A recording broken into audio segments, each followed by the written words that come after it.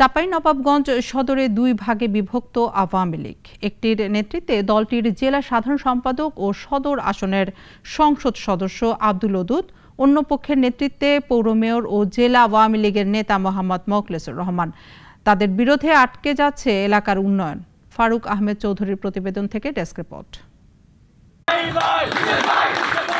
2022 সালের জেলা কৃষক লীগ সম্মেলনে চাঁপাইনবাবগঞ্জ জেলা আওয়ামী লীগের রাজনীতিতে বিভাজন দেখা দেয়। সাবেক কাউন্সিলর খায়রুল আলম জেম খুনের পর তা আরও চূড়ান্ত রূপ নেয়। এমপির রাজনৈতিক প্রতিপক্ষ পৌর মেয়রকে প্রধান আসামি করা হয় এই মামলায়। সম্প্রতি পৌরসভার উন্নয়ন প্রকল্প আটকাতে এমপি আব্দুল ওদুদের ডিউ লেটার সেই উত্তপে নতুন করে ঘি ঢেলেছে। তাকে চাঁপাইনবাবগঞ্জে অবাঞ্ছিত ঘোষণা করে পৌর মেয়র মোখলেসুর রহমান। অল্প সময়ের মধ্যে এই চাঁপাইনবাবগঞ্জ শহরে আপনাকে অবাঞ্ছিত ঘোষণা করা। আপনি বারবার উন্নয়নে বাধাগ্রস্ত করছেন।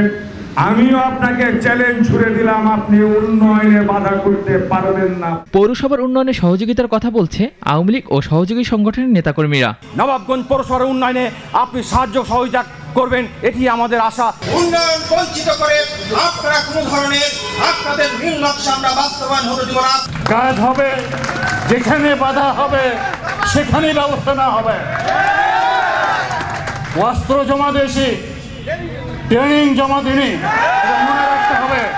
এদিকে সরকার দলীয় এমপি আব্দুল ওদুদের দাবি, তার হাত ধরেই পৌরসভার উন্নয়ন বরাদ্দ হয়েছে। পৌরসভা যে কাজগুলো করছে ওকে জানতে চাইলেই হবে যে ওই কাজগুলো কার নিয়তে এসছে, চাষি চলেছে বরখাস্ত হবে, এসব নিয়ে সে আবল তাবল ভুগছে। ভেদাভেদ বলে সরকার দলীয় জনপ্রতিনিধিরা পৌরসভার উন্নয়নে কাজ করবে, এমনটাই প্রত্যাশা জনসাধারণের। ওয়ালিউল রনি, নাগরিক। ওয়ালটন ফ্রিজ কিনে অনেকের মতো আপনিও হয়ে যেতে পারেন মিলেনিয়াল। সেরা পণ্যের সেরা অফার।